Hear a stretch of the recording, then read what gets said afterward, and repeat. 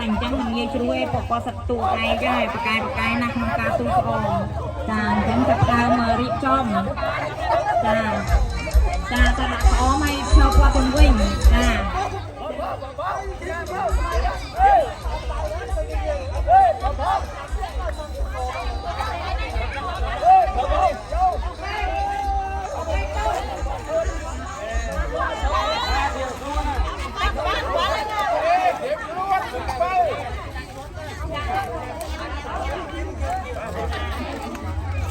ចឹងសូមដាក់អមនៅលើក្បាលរបស់គ្នានៅពេលដែល